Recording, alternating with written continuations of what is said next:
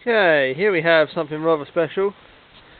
This is a 1970s ladies road bike, and normally people wouldn't find this particularly interesting, being ladies bikes just don't sell as well as the men's ones do.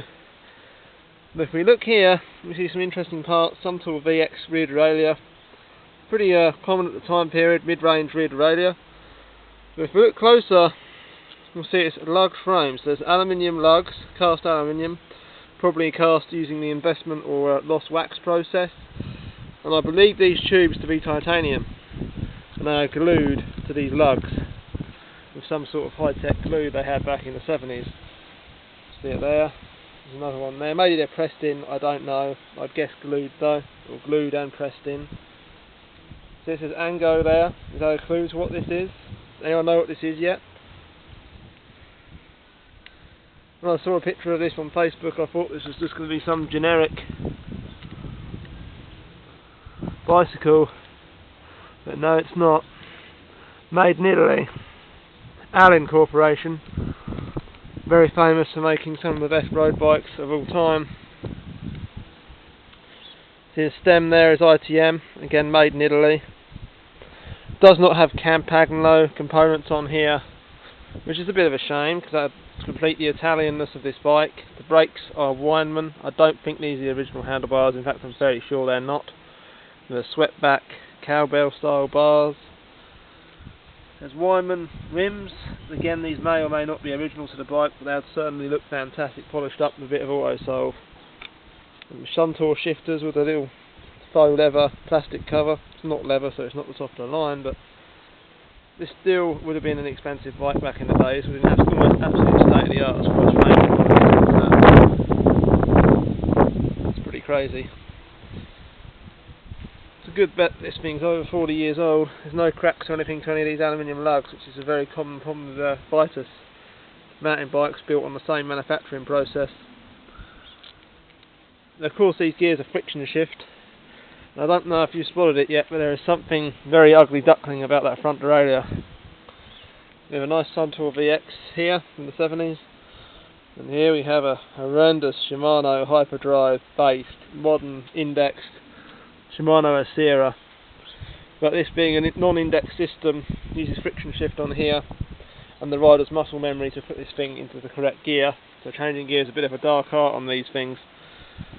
That derailleur really isn't going to be affected too much.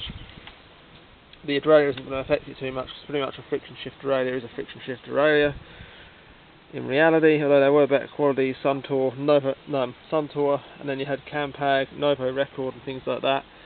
And Shimano's Crane, which was the first Dura-Ace, because their friction shift difference is nowhere near as pronounced as it is on modern derailleurs from low end to high end. Hubs are aluminium, as are the rims. The tyres appear to be from the 90s, and they appear to be, you know, cracked and nasty, so they need replacing, but the customer doesn't want to do that right at the moment. One of my mum's friends. Original saddle look on there as well. Story is her boyfriend or something worked for the manufacturer or distributor or a bike shop, something like that. That's a classic bodge right there with a bit of tape to hold this light on. I thought this was an Everready light at first, but it's not. It says Wonder. Just Wonder. If anyone recognises that, let me know. The plastic hasn't gone yellow from the bromide, so presumably it doesn't have any bromide in it. It has this rack with a bag, which is very 1970s style, but it would have been a later accessory, I believe. And there's no rack mounts on this frame. I think this was purely a racing frame. You see they've made an adapter there for the brake, or bought it came with it on the rack. Yeah, it looks like it came with it. Old flathead set screws right there. Aluminium seat clamp.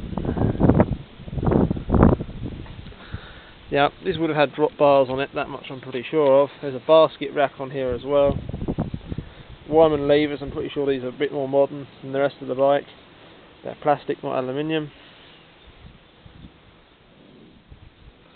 Little reflector on there. That's kind of cool, the way it's gold, where it says ITM. There's an Allen key there, the quill stem. That looks, for every life of me, like an 1.8" steer as well. which is extremely odd if it is. Probably isn't. There's probably some kind of shim inside to make it inch, but you know. Always I wonder, could you run Mazocchis on it? Of course you wouldn't want to, but you know.